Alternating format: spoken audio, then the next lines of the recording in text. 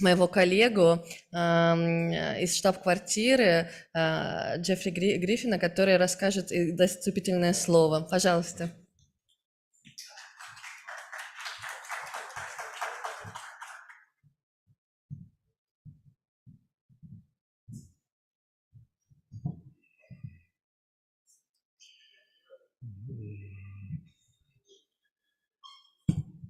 Both of these work? Okay.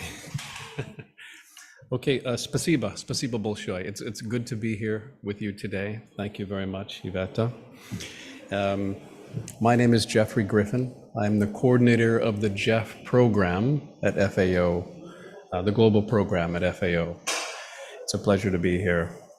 Ladies and gentlemen, distinguished guests, esteemed participants, I'm pleased to welcome you to this side event, Central Asia's Climate Finance Synergy, Unlocking JEF and GCF Opportunities with FAO support. Here at COP28, we gather to address the pressing environmental challenges facing Central Asia. Central Asia, with its diverse ecosystems, ranging from deserts to mountains, and we can see many of the beautiful features of this region here in the room today. Ranging from deserts to mountains, faces real vulnerabilities to climate change, and our collective responsibility is to adopt solutions to climate change. At FAO, we're here at COP28 talking about solutions and how sustainable agri-food systems in all of their forms are real solutions for countries related to climate change. To navigate these challenges, we recognize the critical need to take a strategic approach to maximizing the benefits of climate finance. The urgency of promoting climate resilience in Central Asia is underscored by the need for adaptation measures to address a changing climate, integrating climate measures into national policies and strategies.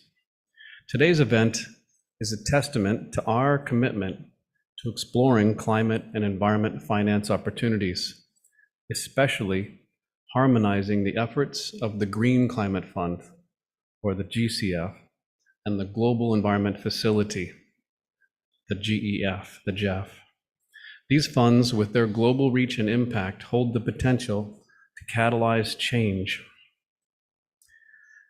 in our region, fostering sustainability and climate resilience in agriculture, forestry, and fisheries through integrated approaches to land and water management, biodiversity mainstreaming, and climate action.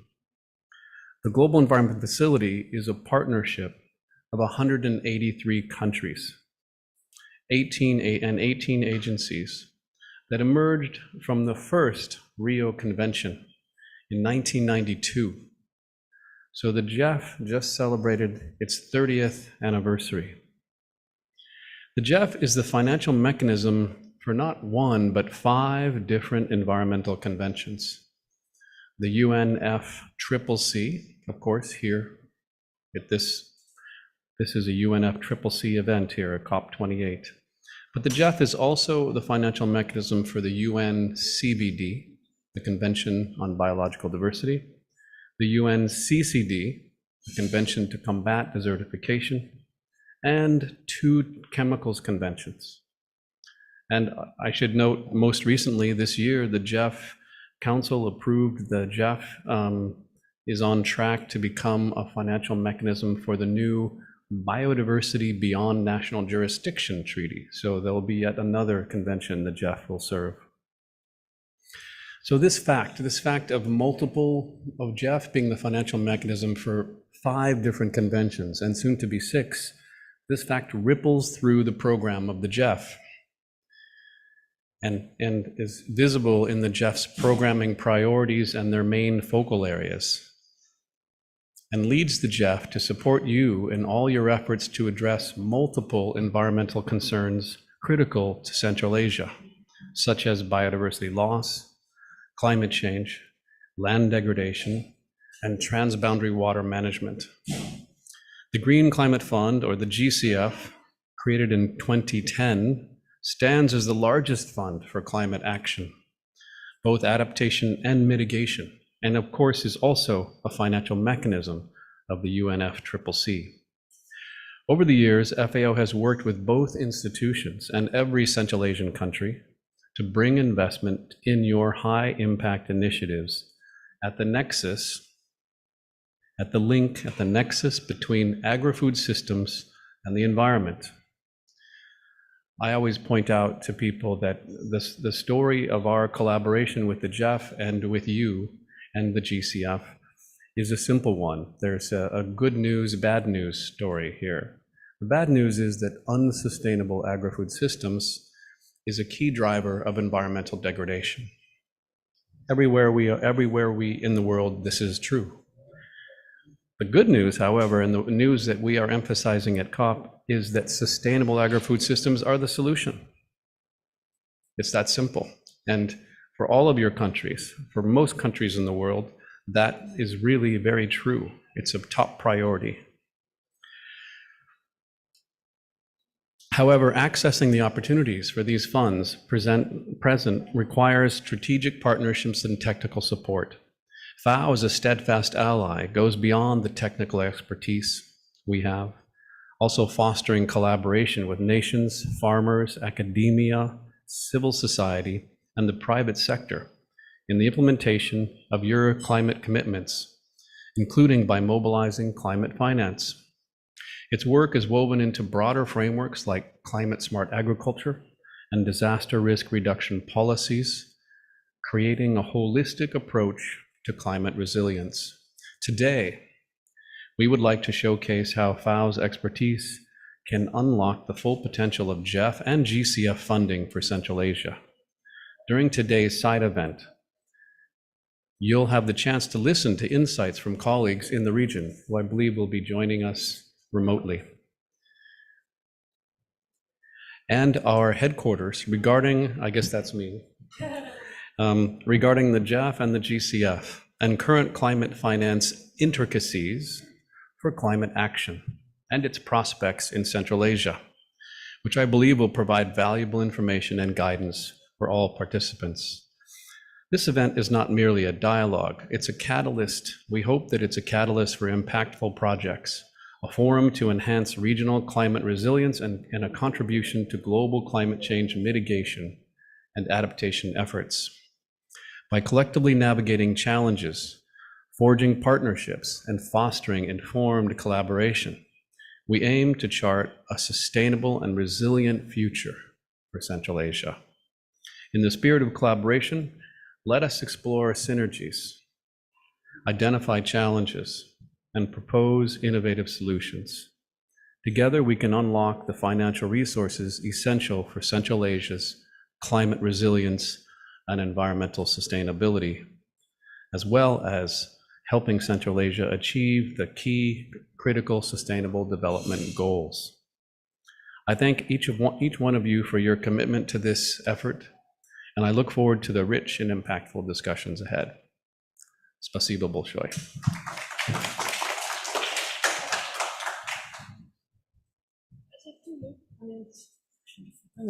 Thank you so much, Jeffrey.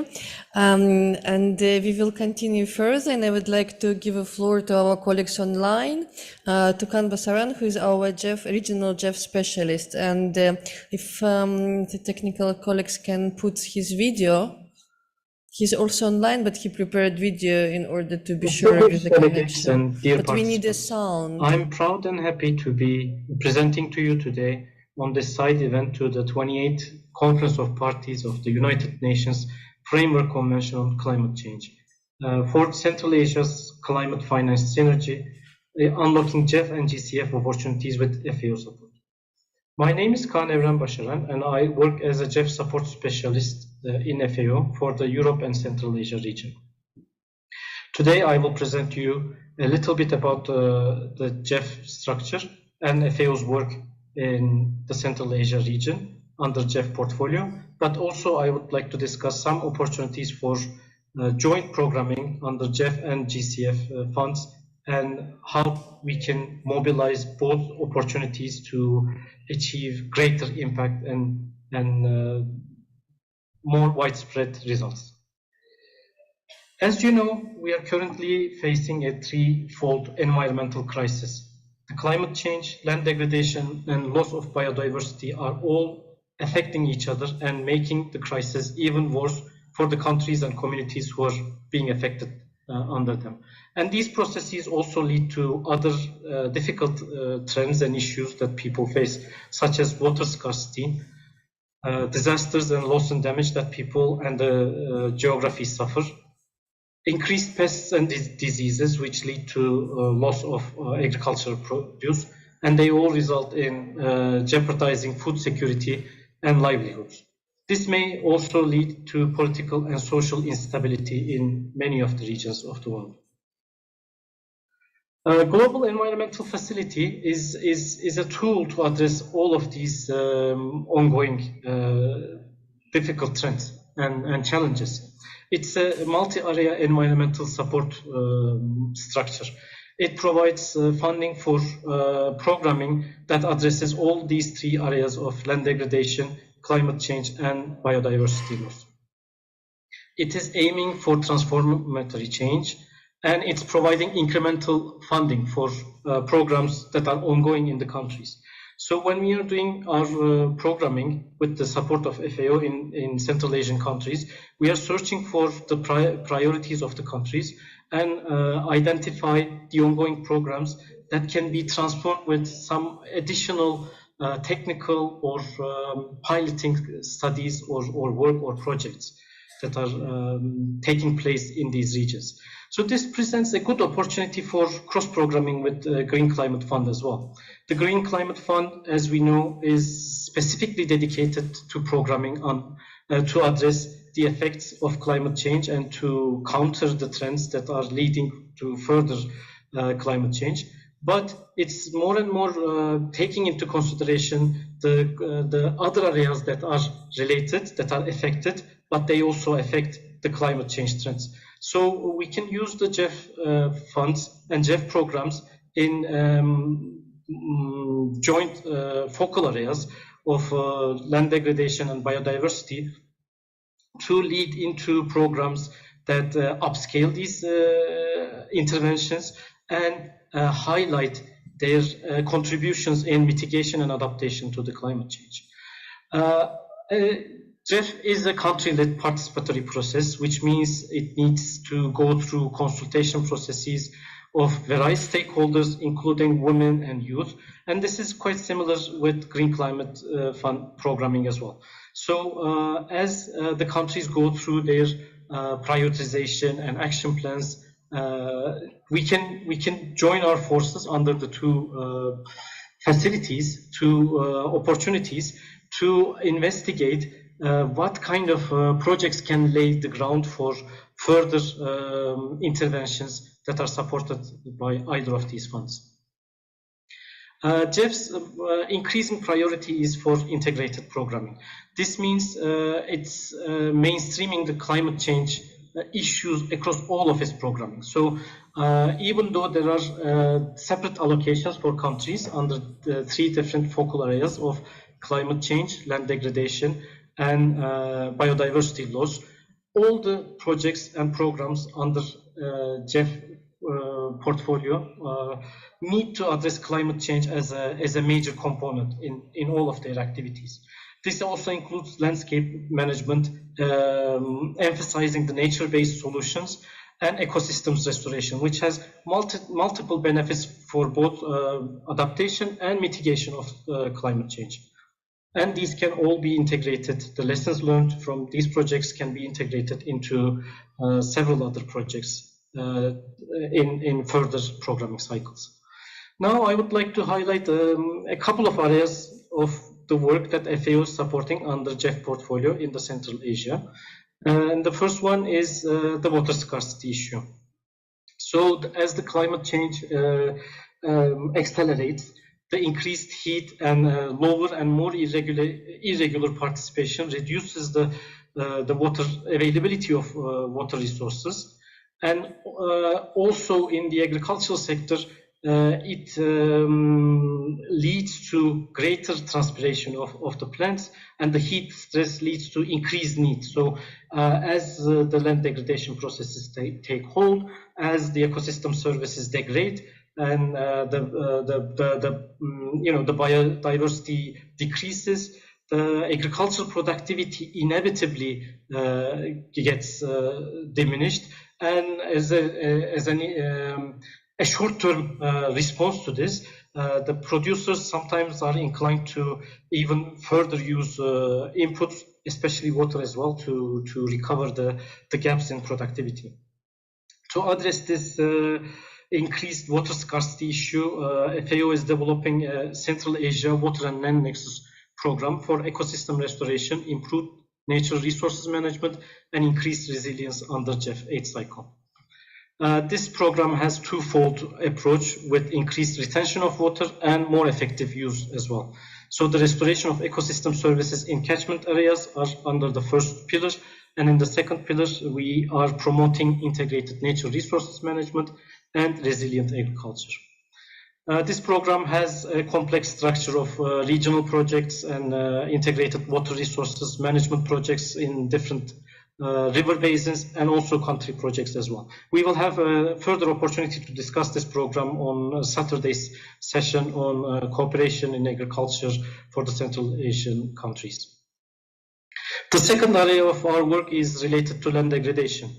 As you know, soils store the majority of the carbon on Earth.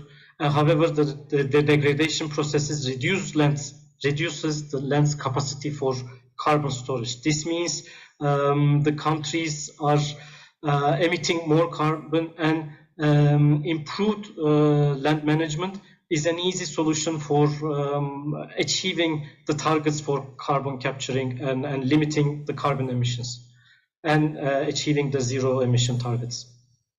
Under this area, a major initiative FAO is doing is the Central Asian Countries Initiative for Land Management, which is shortly called CASELIM 2.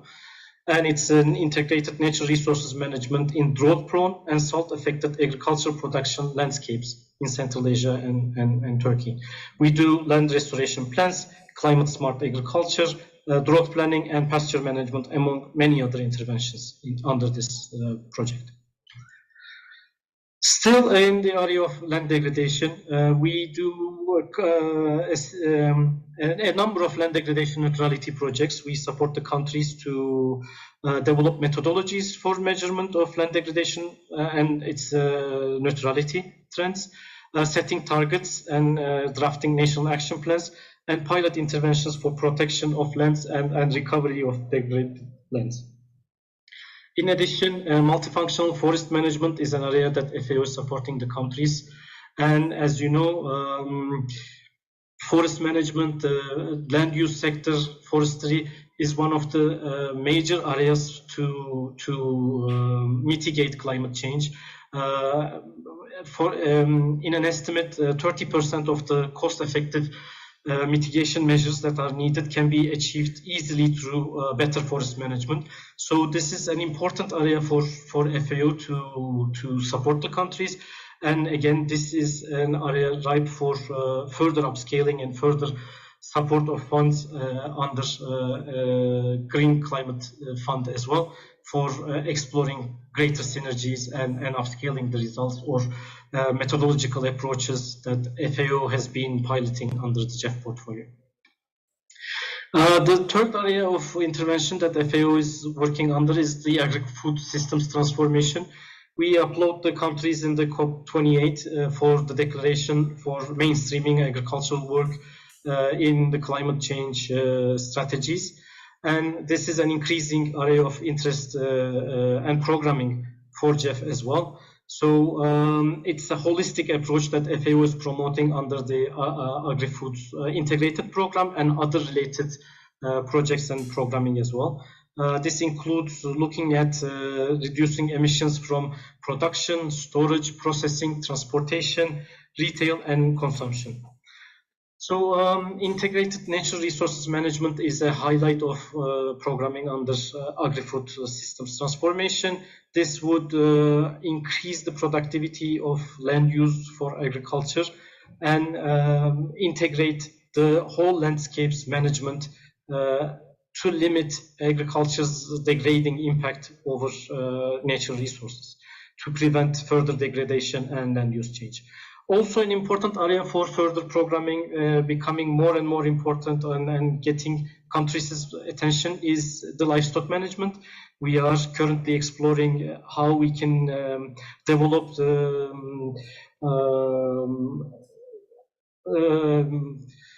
coordinated projects under both GEF and GCF to improve the livestock's emissions and reduce emissions and reduce their impact on the land use as well. So bioeconomy is another area that we are supporting the countries for to use agricultural waste, livestock manure for increasing productivity and reducing the energy use or resources use for agricultural production. The fourth area is funded under the chemical waste of Global Environmental Facility, and we aim to enable sustainable solutions for pests and diseases under our projects in this area. We have a life cycle management of pesticides and disposal of POPs pesticides in Central Asia countries and Turkey project under GEF 6. And what we do provide to the countries is assessment and monitoring for pests, capacity development for pesticide management, and integrated pest management, which promotes nature-based solutions and bioremedies and methods to reduce the use of chemical pesticides. It's also support is provided for safe disposal of obsolete pesticides as well. Finally, an area that we are supporting the countries is the climate change reporting.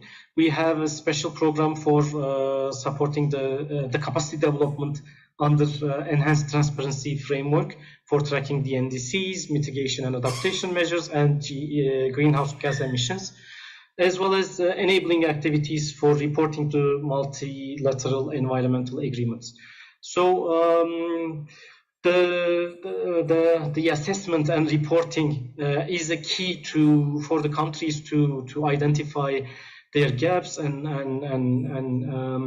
the progress that they are achieving in climate change adaptation and mitigation. So this kind of support lays the groundwork and provides a lot of knowledge products, information bases for the countries for further programming, especially designing the needed support under similar environmental funds, including the Green Climate Fund.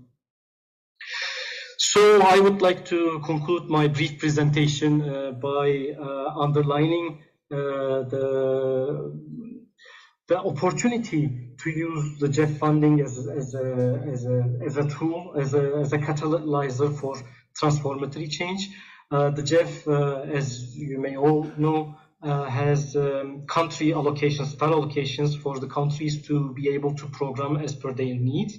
And this can easily be used for the countries in a joint programming perspective to develop projects that address the further needs for program development and unlocking greater scale of climate funds financing, international financing. And the GEF can provide the opportunity to lay the groundwork, as well as build up on the readiness projects that the Green Climate Fund is supporting to provide additional work to complement climate change mitigation measures in land degradation and biodiversity sectors. I thank you all for listening, and then I will remain available for any of your questions and comments. Спасибо большое, Кан. Я думаю, вы можете нас слышать. Вот, Кан рассказала о том, какие компоненты, да, секторальные существуют в ГЭФ, и сейчас мы немножко поговорим о ЗКФ, чтобы понять, где есть тематические пересечения между разными секторами, да, программ, и потом понять, как мы можем соединить эти два фонда, через какие элементы, которые у каждого свои фонды. Поэтому следующее слово будет Мартине Данкан, она тоже онлайн выступает.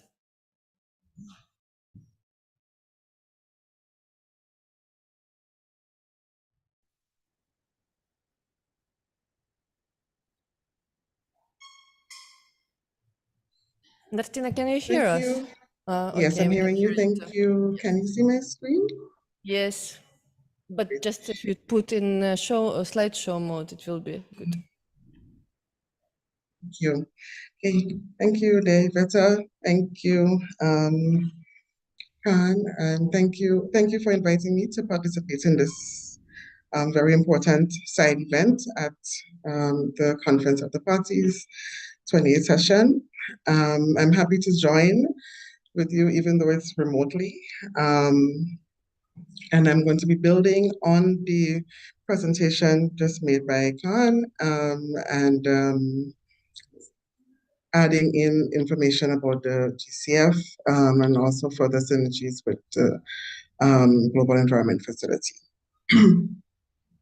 So as we just heard a little while ago, there's a lot of linkages between climate change, biodiversity, and environmental sustainability, with the indirect and direct impacts of climate change that are linked to the agri-food systems. And this can be enhanced by the sustainable use of natural resources, nature positive production practices, and ecosystem restoration.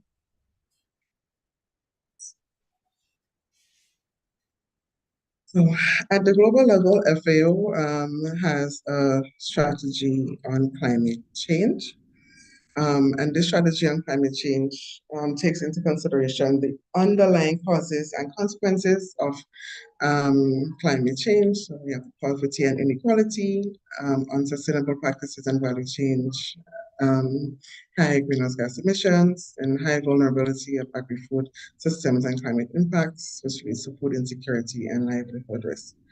The vision for this strategy and action plan is agri-food systems are sustainable, inclusive, resilient, and adaptive to climate change and its impacts, and contribute to low-emission economies while providing sufficient, safe, and nutritious foods for healthy diets, as well as other agricultural products and services for present and future generations, leaving no one behind. So the strategy has 3 levels: global and regional level, country level, and local level. And it looks at improved capacities, strategic partnerships, inclusive approaches, new policies, practices, and technologies, as well as climate finance. Now, at the regional level, we are currently working on a regional application of the Climate Change Action Plan, and that is taking also into consideration the Global Strategy and Action Plan, but also the work that is being done at a regional level in terms of the overall regional programming, general programming, which also includes climate change and climate finance. So the aim of the regional application is to align with global strategy on climate change and regional action plans, including those on science and innovation, biodiversity, and gender, respond to regional and country needs and priorities on climate change, and inform the biennium planning for 2024 to 2025. Of course, this action plan also takes into consideration, or will have a section specifically on climate finance, where we bring in the synergies between the Green Climate Fund and the Global Environmental Facility. And we understand that having these synergies is at the country level and even at the organization level, it helps with improved development outcomes, also helps with efficiency and improve or greater efficiency in the process, as well as increase financial flows. So in terms of the work that we do to support climate action, we do have some technical support work as well as capacity building. At the regional level, we do have some support in terms of updating of national determined contributions and also including or enhancing the agriculture sector, agri-food sector profile in those NDCs, which includes the work on the indicators and studies and so on, and building the capacity to include this into the NDCs as well as the MRV systems. Also, in terms of the Green Climate Fund and GCF pipeline, which we'll hear, GCF pipeline, which we'll hear a little bit more about later. We do have currently 2 GCF funding proposals and 7 GCF readiness proposals. We just had Turkmenistan approved. And we do also have a quite active pipeline for both readiness proposals and concept notes and project preparation for the Green Climate Fund. At a capacity building level, we provide support in terms of our trainings, in terms of identification of climate change needs, climate change impacts and barriers and so on. Development of project ideas and project proposals. We have trainings, we have conducted trainings in those at the regional as well as at country level. Also, we have started this process where we have these regional workshops enhancing climate action in Europe and Central Asia. The last one was held in September 2023, and this is in that workshop or in these sessions we present or provide information to countries on not just Green Climate Fund and Global Environment Facility, but also the international negotiations, the tools and documents and so on that FAO has prepared that can help countries with their reporting or development of policies and strategies, the key areas, things like loss and damage and so on.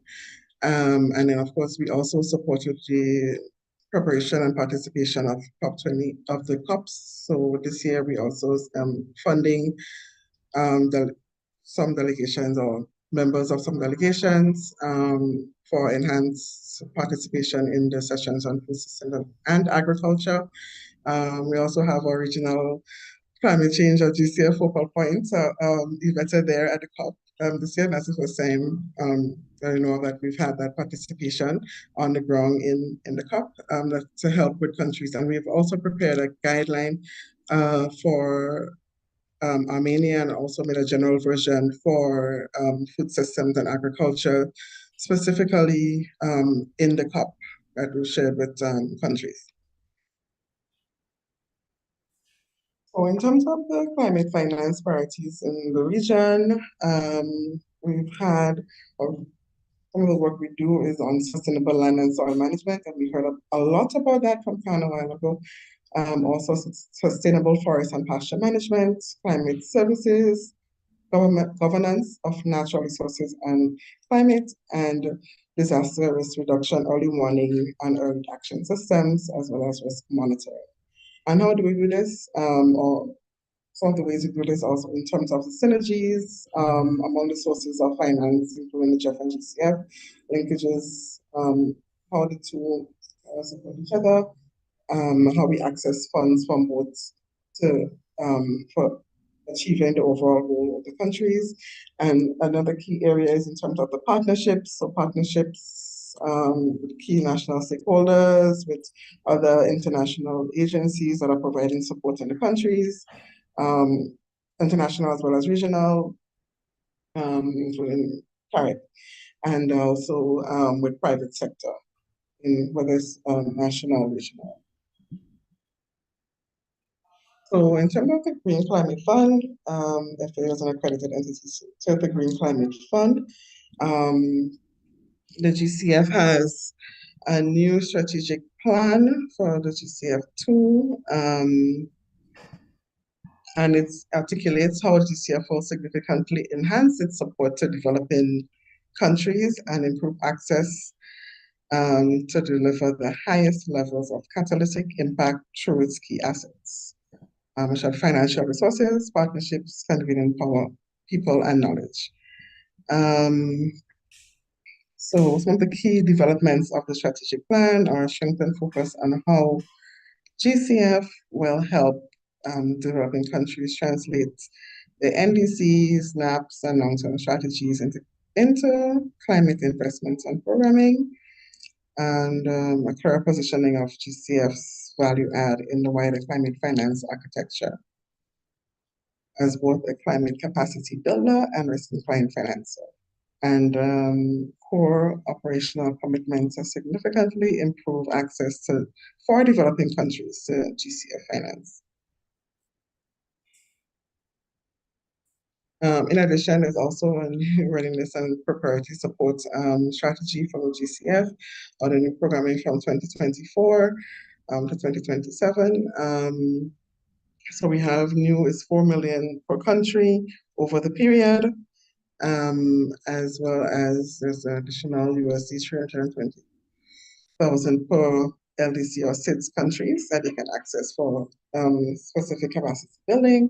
And then of course we still have the NAP process. If you haven't used all the NAP funds from the previous cycle, you can still access it there. And then they do have this new allocation for direct access entities of USD 1 million for direct access entities. So as I mentioned earlier, FAO is an accredited entity, and there are several ways that FAO can support countries with the Green Climate Fund. As a direct accredited entity, FAO could be the main accredited entity for the fund for countries. That's the first option.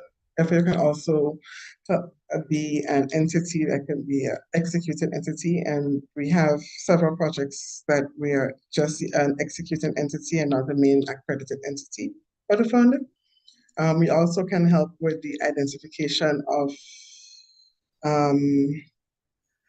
direct access entities and international finance institutions that can act as the accredited entity, where FAO can also support as the co-formulator.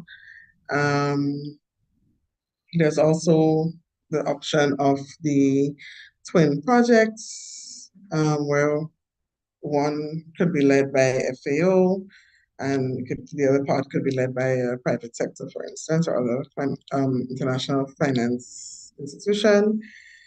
And then FAO can also help with the identification of other resource partners, such as the GEF or other multilateral or bilateral donors. So we're speaking not just the GEF alone. Well, yes, there are key synergies there, but there are also synergies where we can have with other bilateral and multilateral donors that operate in the specific country or region as well.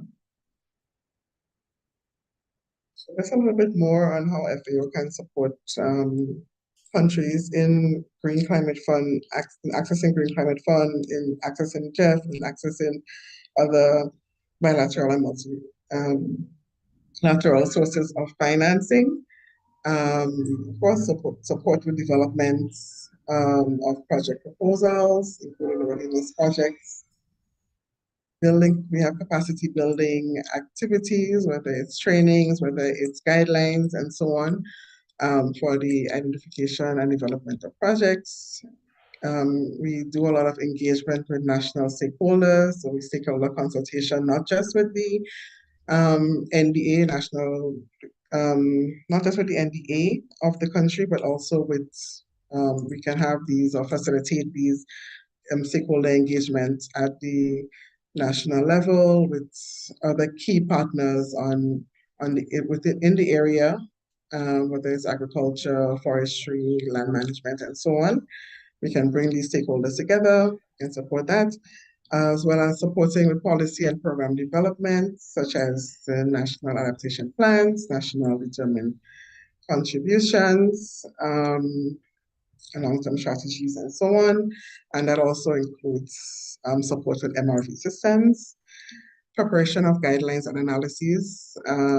We've done quite a lot of, FAO has produced quite a lot of guidelines for supporting climate action work. And we can also share this, some of these documents or through with you on this, as well as doing some national and regional analyses to support program development, whether it's for climate change strategy, whether it's for project documents, because you need a lot of background information. You need to know what the problem is, you need to know what the barriers are, and so on. So we provide a lot of support with that as well. We do the implementation of projects, there's an accredited entity, implementing entity, executing agency, and of course partnership with direct access entities.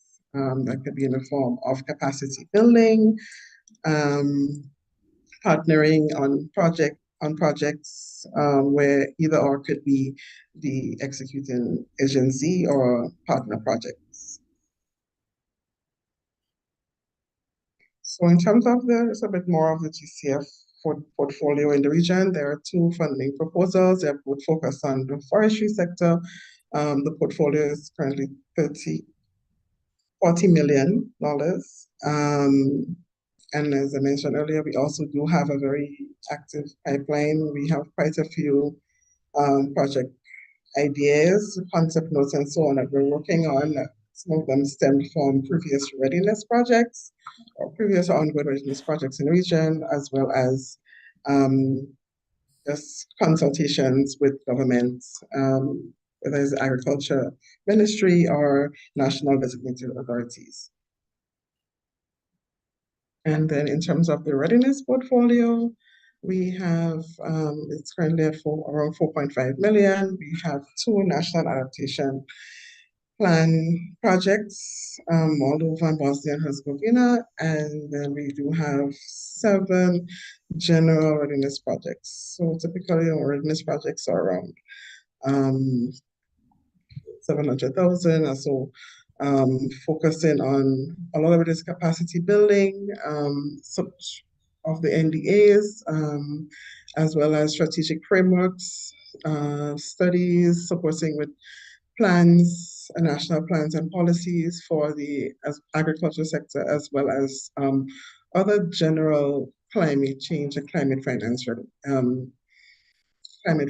issues in the country. So at the readiness level, we do more than just the agri-food sector. We do support in general climate finance, in MRV systems, in climate change policies, and so on, not all focus on agri-food systems. So I think that's the end of my presentation. Thank you very much. And again, I'm quite honored to be able to present to you this information. Thank you so much, dear Martina. Hello there. Thank you so much, dear Martina. And I think now when we heard the presentation from Jeff and GCF colleagues, we can understand where the sectoral synergy, the possible one, and also how we can mainstream the action, for example, of partnership development for private sector and GCF, and then Jeff to pay the focus on the technical indicators that are missing actually in GCF. So we can combine and understand the schemes. But before we will offer any solution, I would like to invite the representative from the countries to understand where do they see the priorities currently for the country. So please, colleagues, I think that you know who will represent. I will put the chairs.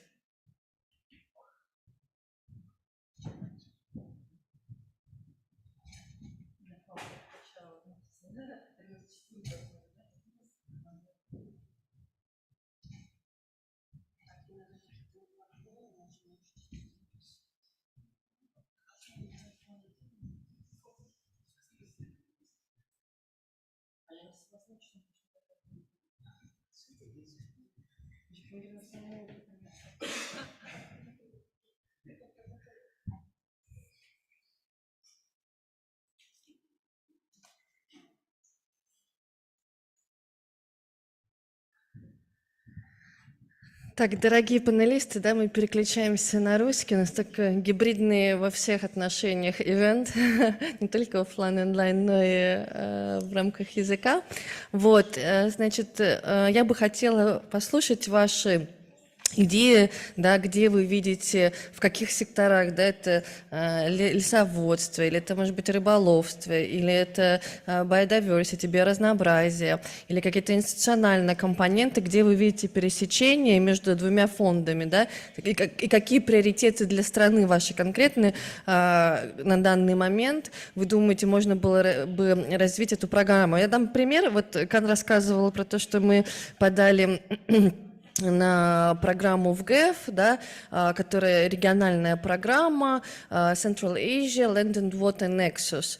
Вот, она, соответственно, будет в бассейне Аральского моря. И какая наша идея? Это подготовить также региональный проект по ЗКФ, чтобы дополнить эти два проекта региональных, да, потому что все-таки у ГЭФ у него больше фокус исторический идет на land degradation, там есть тоже, конечно, water management, а GCF вписать в эту всю программу угол климатический, да, то есть как еще и сделать адаптацию для rural community, которая там живет, и какие меры можно по восстановлению, допустим, если нужно, Аральского моря и региона. Вот такого плана мы думаем использовать синергию, да, ну и, допустим, тоже ЗКФ одно из условий, которые, когда развивают проекты, чтобы стимулировать включение частного сектора, да, это тоже что-то, что отсутствует в ГЭФ, но при этом может быть вместе синтезировано. Вот я хотела бы послушать, во-первых, какие вы видите приоритетные секторы для вашей страны, какие-то, может быть, у вас уже существуют проекты ГЭФ или ЗКФ, которые, или, допустим, у вас уже ГЭФ есть национальный проект из 8-го цикла, но вы думаете, что дополнительное финансирование ЗКФ могло бы укрепить результаты или придать какой-то другой угол развития направления. Вот. Ну и в целом послушать ваши ожидания от того, как ФАО может совместно с другими, конечно же, организациями оказать поддержку. Жихангир, я попросила с вас начать. Спасибо. Конечно. Good evening.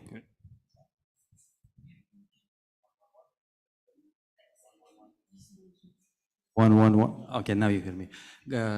Good afternoon. Greetings, colleagues. I'm Jahangir Talibov. I represent the Ministry of Environment and Ecology and the Climate Change, Republic of Uzbekistan. I'm in my capacity of the GEF Operational Focal Point, GCF Green Climate Fund Operational Focal Point. I conduct development of the projects. We discuss with the GEF agencies, with relevant developing partners on initiating various programs and projects in the country. And as it's been clearly mentioned by the minister in his opening statement the other day here in this pavilion, Uzbekistan is strongly committed for the regional approach, regional programs, and working with neighboring. So as we all clearly know, this the environmental challenges, environmental problems does not accept the borders. Nature knows no border concept, we all know, and also a lot of issues, the environmental challenges we can only solve jointly, and also the exchanging knowledge and practices is a key and important element of every project success, I believe. And we have established very strong collaboration over the course of the years with the FAO, various GEF agencies, and in Uzbekistan particularly, UNDP and FAO is one of the most active GEF, and also for GCF, it's implementing or executing agencies. And a number of the projects in relation to the biodiversity conservation, natural resource management, awareness raising, tackling the climate issues been launched. And most recently, I could name this very successful commitments that's been raised and committed during the GEF 8 assembly in Vancouver last August, where we have discussed, as you have mentioned, this calm. Central Asia, land and water, calm. Yes, complicated name, Nexus. but the Central Asian land and natural resource, let's call it. This program that also covers this Amu Darya and Sir Darya river basins and benefiting all the 5 countries in this program is focusing on land degradation, restoring the biodiversity in various aspects of this, environmental challenge, and basically covering all the, triple planetary crisis issues, the pollution and the land biodiversity loss and climate change. And also, FAO been quite actively supporting government in this forest management, using the natural forest management, building the capacity of the staff in many other areas. But the one thing that I would like to also mention, I think that would be very much in line what you have asked. The food loss and waste is one of the key topics. Interesting topic could be for Uzbekistan, maybe for our neighboring state as well. In relation that we all know that this calculations studies been done. To keep the one apple on the table, we spend 40 liters of water. It's big resource. The water is very fragile resource, a limited resource in Central Asia, and in often cases we have. In some studies show that 40% of the food gets lost, or even sometimes more, and as a result, it ends up in the landfills, and also becomes a source of these emissions and sources of greenhouse gases. And Uzbekistan has in 2022 May, Uzbekistan joined the committed this methane pledge. With that, taking up commitments of the reducing all emissions by 30% by 2030. So I think working on the food loss, reducing the food loss volumes, awareness raising programs is very, very crucial. It could be the impactful projects in Uzbekistan, teaching people to recycle, to use this, to a lot of good toolkits that FAO has been developing in other countries, very good projects been running. So something we could address in Uzbekistan also would be, we stand by, we look forward for if FAO could support on this one.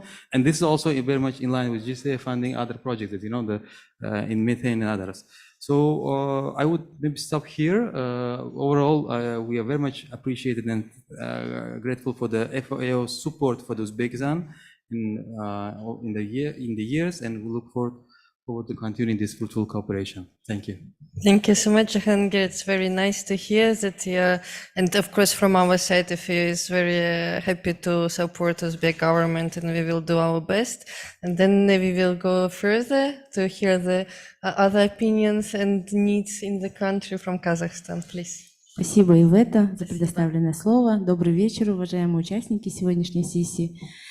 Действительно, уже на протяжении 5 дней, на полях КОП мы обсуждаем в этом павильоне, как уже говорили, центральноазиатском, те приоритеты, те перспективы, и в рамках климатического финансирования, что важно для региона. И, безусловно, одним из важных вопросов на сегодня является это партнерство с нашими международными организациями, международными финансовыми институтами. И действительно, климатическая повестка, она обширна. И на сегодня в Казахстане активно ведется работа сотрудничества с глобальным экологическим фондом, фондом зеленым климатическим, ну и, безусловно, с партнером ФАО. Я хотела бы сделать такой фокус, что действительно мы понимаем, рамки ГЭФа, какие направления у ГЭФа, очень, говорится, много проектов реализованы и планируется к реализации в рамках 8-го цикла ГЭФ. Ну и также у нас на сегодня Зеленым климатическим фондом уже готовится 2-й readiness по готовности.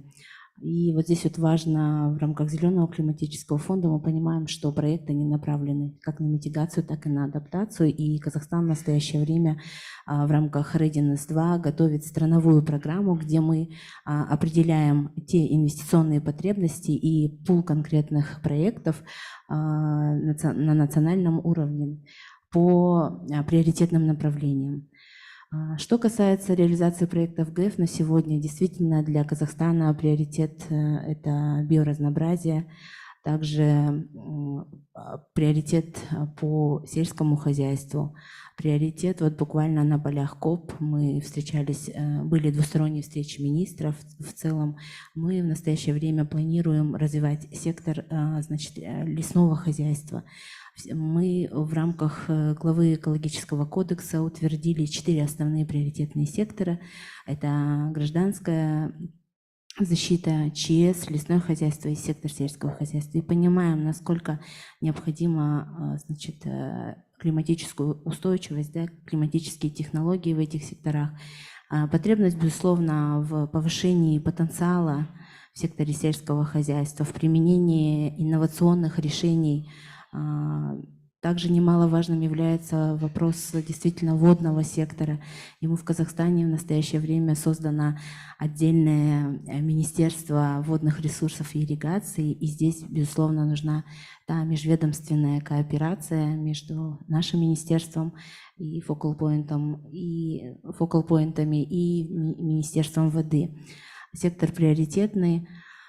Также я хотела отдельно остановиться на той потребности в рамках подготовки. Мы готовим с 2025 года последующие определяемые на национальном уровне вклады, и для нас сейчас это приоритетная задача.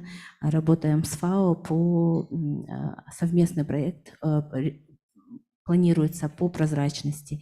Вопросы прозрачности, инвентаризации выбросов в Казахстане очень актуальны, поскольку на сегодня мы планируем совершенствовать систему торговли выбросами, сближаемся с системой Европейского Союза в наших планах. Ну и также мы понимаем, что необходимо оживление в Казахстане карбонового рынка по торговле. И в этом направлении, безусловно, требуется пересмотр методик, усиление удельных коэффициентов, бенчмарков. Мы также планируем вот с 2025 года в рамках АНУФ рассматривать моделирование секторов. Все это требует, безусловно, высокого, да, экспертного потенциала, методологической поддержки. И мы понимаем, что ФАО в этом направлении также активно работает, и ожидаем тех результатов в рамках проекта ЦИБИТ, который мы планируем.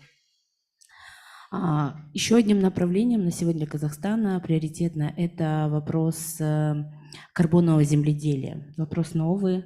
Мы встречались с экспертами ГЭФ, с ГФ, задавали эти вопросы, поскольку на сегодня проекты по карбоновому земледелию, и они, я так поняла, что в регионе Центральной Азии еще нет такого проекта, да, для региона, и здесь Казахстан тоже заинтересован развивать, значит, секвестирование углерода за счет карбонового поглощения, да.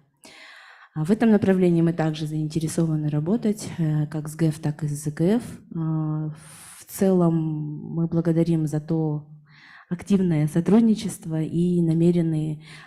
Еще важным я хотела отметить, что действительно нужны региональные совместные проекты, которые являются, наверное, масштабированием, да, и, наверное, продолжением тех национальных приоритетов. И то на сегодня, что уже имеется у каждой страны, мы могли бы продолжить, наверное, на уровне региона, определяя уже совместно региональные приоритеты и что нам нужно для региона. Ну, буквально вот, я как уже говорила, мы в этом павильоне как раз-таки наши совместные региональные приоритеты обсуждаем, и думаю, что будем активно взаимодействовать. Спасибо. Спасибо большое. Да, действительно, вот как говорили коллеги до этого, что у природных ресурсов нет границ, и, естественно, поскольку Центральная Азия не только водные ресурсы, но, допустим, пастбища, которые делят. Естественно, когда подготавливают на readiness, очень важно, чтобы регионы, которые подготовили, они совместно запускали, чтобы был определенный эффект, да, потому что биоразнообразие, там какой-нибудь олень побежал, перебежал, и уже получается по-другому все. Вот, поэтому это, конечно, мы будем и в рамках СИБИТа тоже, да, поскольку у нас уже есть опыт с другими странами, мы будем развивать эту региональную программу, чтобы поддержать те общие моменты, да, и передать опыт друг другу, потому что все-таки, естественно, допустим, для стран Центральной Азии, когда они выбирают для АНУВа какой год отчета, да, 1990 или другой какой-то год забазисный, это что-то, что вместе тоже можно обсуждать и понимать, какие таргеты делать для региона в целом. И мы, спасибо большое, мы переходим к следующему нашему, к нашей стране, Спасибо. Таджикистану, Да. пожалуйста. Спасибо. Добрый вечер, уважаемые коллеги. Прежде всего, тоже хотел бы поблагодарить ФАО и наших коллег из РЭЦа за приглашение участвовать в столь важном мероприятии. Всегда очень интересно и важно, полезно для нас иметь такой обмен опытом и информацией именно касательно в контексте регионального характера. Если позволите, я тоже продолжу на английском относительно вот какая ситуация у нас именно в вопросе климатического финансирования в контексте программ в рамках ГЕФа и GCF.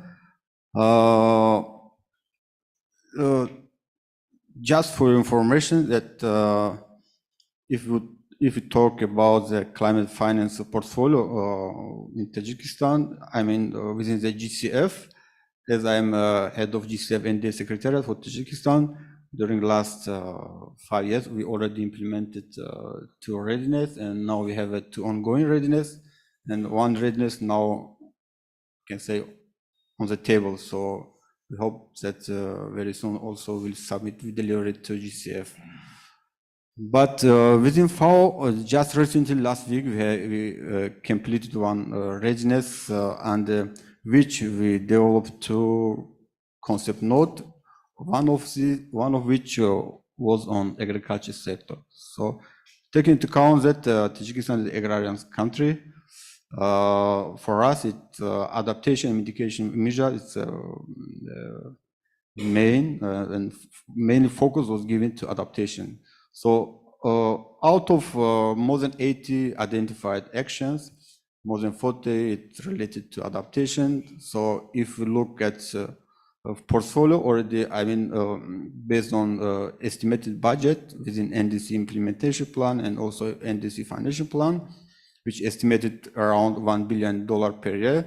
So it means until 2030 will be needed about 70% of GDP per year. Out of this amount for agriculture sector will be needed approximately about $300 million for implementation of identified actions. So despite Tajikistan is, as you know, as Kyrgyzstan and other countries, we are one of the lowest GHG emitter in the world. So the contribution of our GHG emission 0.02% from the globe, but one of the most vulnerable countries in the region. So that's why also we committed until 2030 to reduce our GHG emissions through implementation of certain actions and activities. So as already I mentioned, besides GCF readiness, which I mentioned above, also we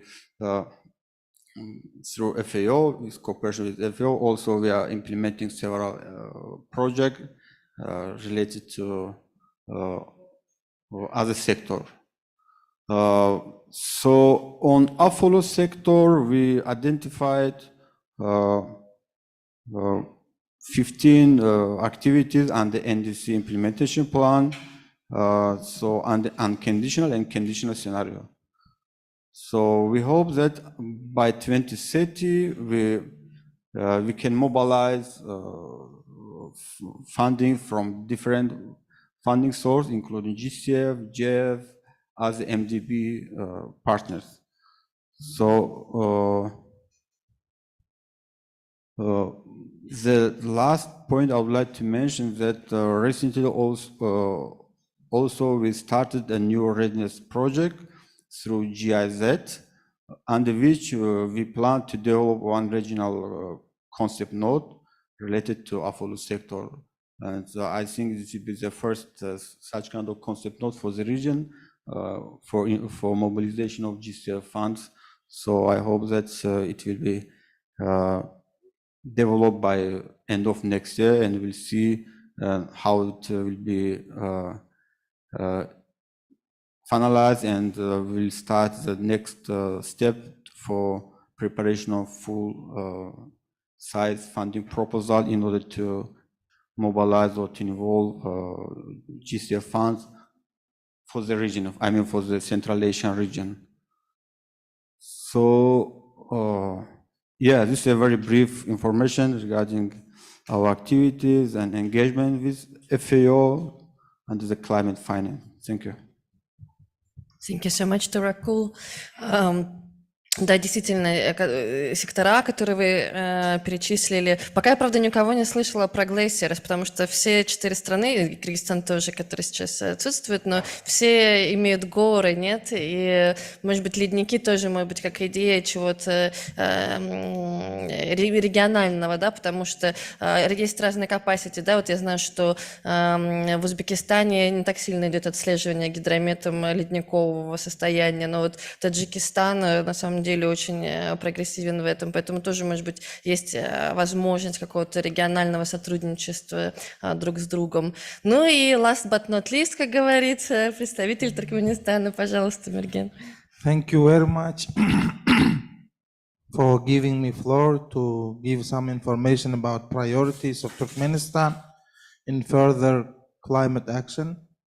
And first of all, I also would like to thank all the partners who made this pavilion in this COP28 to be a voice of Central Asia, to be heard by partners, by other countries, our challenges and plans, priorities. It's very important platform. And also I want to thank our partner, reliable partner, FAO, for organizing this side event on important issue related to financing climate-related projects in future. As you all might know, Turkmenistan is also among vulnerable to climate change countries of the world, in the region as well. Almost all water resources come from transboundary rivers, and all priorities identified by my colleagues are also priorities for my country. And as was said by Mr. Jeffrey, the sustainable agriculture could be a solution to climate change challenges. And this is also a priority for our country. And priorities of our country are all identified in the National Strategy on Climate Change, which was adopted again after Turkmenistan became a party to Paris Agreement. And it includes priorities in each sector. And one good news about our climate agenda is that Turkmenistan announced officially that adopts the global methane pledge. And in this regard, we have a lot to do for reducing greenhouse gas emissions, including in oil and gas sector, agriculture, and many spheres. And we are open to consider any projects and cooperation in greenhouse gas emission reduction. Thank you very much.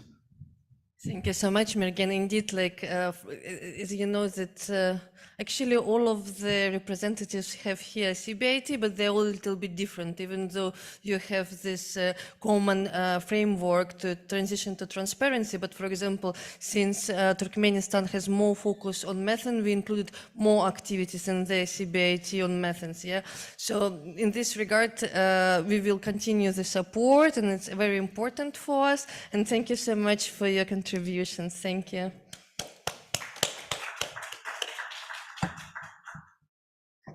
Спасибо. So, colleagues, I think that we are a little bit even earlier, but I mean, everybody starts. So I would like to give a floor for the closing speech to our GCF coordinator, global one, Nadine Valat. Nadine. Thank you so much.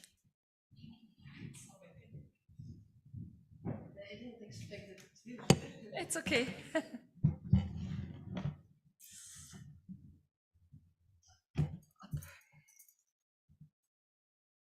Sorry, I'm not ready. Just give me a minute.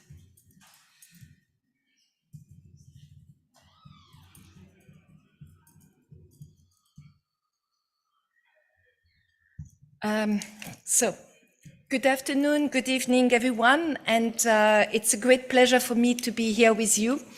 I've heard lots of the interventions that had just happened, and I think they all go both from the FAO colleagues and more importantly from the country representatives.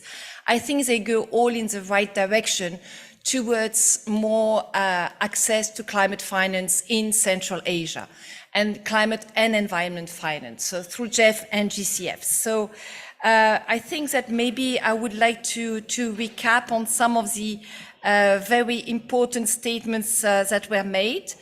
So first of all, I think that we have seen that there is a lot of potential to leverage partnerships and to unlock GEF and GCF resources. We have had some insights on what are the challenges faced by the different countries, and as Yvette, as you said, priorities are not necessarily the same, but I'm sure that they all have the same challenges in terms of, they all face the same climate, not the same one, but they all are facing climate change challenges, and be it through adaptation, through mitigation, through combination of these two, in these two sectors, there is an important work still to be done to help the countries achieve their NDCs. There are issues, we have heard that, but we know there are also solutions, and unlocking climate finance is part of the solutions. And unlocking climate finance for the transformation of agri-food systems in particular. If we work together, we will, collaborative action is also key for the implementation of adaptive and disaster risk reduction action that will be critical to enhance climate resilience. I hope that everyone was convinced by the very good presentations made at the beginning of this session on how FAO has been supporting countries in Central Asia and will continue to support countries in Central Asia in sustainable agriculture, natural resource management, and capacity building. And I think it has been made very clear that we continue to work with all of you to unlock GEF and GCF funding. There have been some very concrete examples being given, and I will even go beyond what has been shared.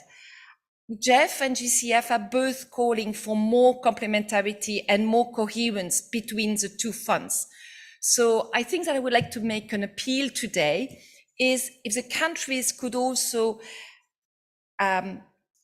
think and see how they would see the GCF funding could upscale some of the ongoing or closed GEF projects.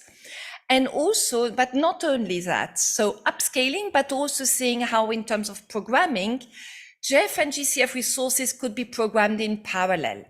And so as to be co-financing each other and complementing each other for greater impact. That's something that really will go a long way, and that I think that is almost unavoidable now. I mean, it's really very important to think in these strategic terms of how we can make the most of the two funds for bigger impact. FAO commitments, of course, extends beyond the technical expertise. I think that what FAO can bring to the table is also our capacity to bring together member nations, farmers, academia, civil society, and private sector. Private sector is also another very important partner in these efforts that we are making together to respond to climate change. The objective of our event was very clear. We wanted to demonstrate how, by capitalizing on FAO expertise and special role as a UN agency with a presence in all your countries, the countries in the region can harness the full potential of GEF and GCF funding. There are challenges ahead. We do not deny that, but we're also convinced that through collective action and exploration of synergies between the financial mechanism, we can unlock the resources essential for Central Asia's climate resilience. We set the stage today for informed partnership, and I really look forward to see this partnership grow and bring more climate and environment finance to the region. There are some very interesting pipeline ideas that are being thought of or developed, and I really hope that this is today the beginning of a longer journey for supporting the countries towards better ways to address climate change and increased investment. Thank you. Thank you.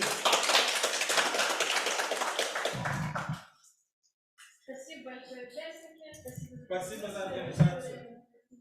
You raised our capacity. It's BIT already.